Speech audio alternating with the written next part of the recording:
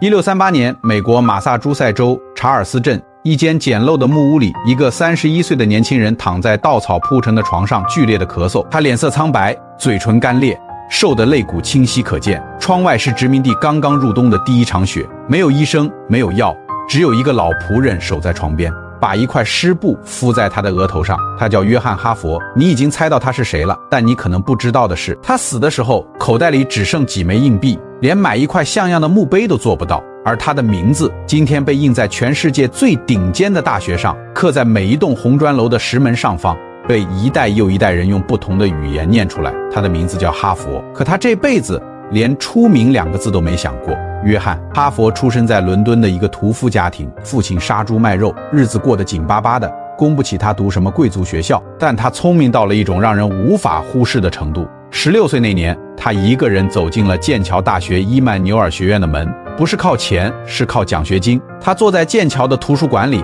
看到那些比自己出身好100倍的年轻人，他做的不是自卑，是做了一件事儿，把自己埋在书里。他把所有能借到的书全读了一遍，神学、哲学、古典文学、科学、医学，一本不落。他的朋友后来说，约翰走进图书馆的时候，我觉得他不是在读书，他是在把那些书往自己身体里搬。24岁，他娶了一位叫安萨德勒的姑娘，2个人一起横渡大西洋，来到美洲殖民地查尔斯镇，一个巴掌大的地方，泥巴路、木头房子，冬天冷到骨子里。他是镇上新来的牧师，每周讲道，每次讲完嗓子哑得说不出话。他领着一份少得可怜的薪水，住在镇公所旁边的一间小屋里，他没有抱怨过。他在日记里写了一句后来被考古学家翻出来的话：我到这片土地来，不是为了活得更舒服，是为了活得更像自己。1638年秋天，一场肺结核夺走了他的命。他在床上躺了3个星期，咳出来的血把枕巾染成了深褐色。他知道自己快走了，把妻子叫到床边，说了最后一句话。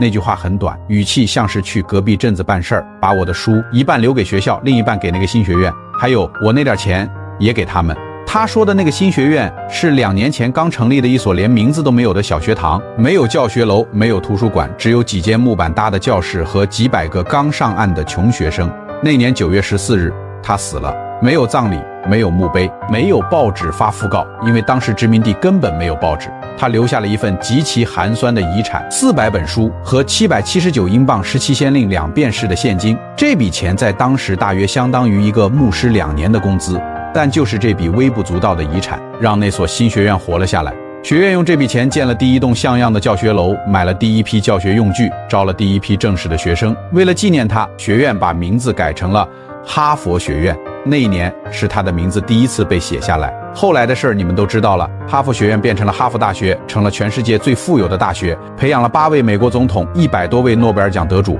拥有400亿美元的校产基金。每年有数万人挤破头想进那扇门，而门上方那块石头上刻着的是一个只活了31岁的穷牧师的姓。他没写过一本书，没发明过任何东西，没发表过一篇论文，他甚至连一张画像都没留下。今天挂在哈佛行政楼里那幅是后人凭想象画的，他唯一留下的是400本书和几百磅现金，他舍不得吃的，舍不得用的那点钱。有人说，如果约翰·哈佛知道自己的名字被挂在全世界最著名的大学上，他会说什么？我猜他什么都不会说，他只会安静地坐在那间小木屋里，把一本旧书翻到下一页，因为他从来不是一个想留下名字的人，他是一个想留下东西的人。而留下名字和留下东西是完全不同的2件事儿。留下名字的人活着的时候就已经开始算计自己能排第几，留下东西的人走的时候连扫一眼清单都懒得看。1638年那个冬天，查尔斯镇的一间木屋里灯熄了，那盏灯只亮了31年，但它照亮的地方从查尔斯镇到剑桥市，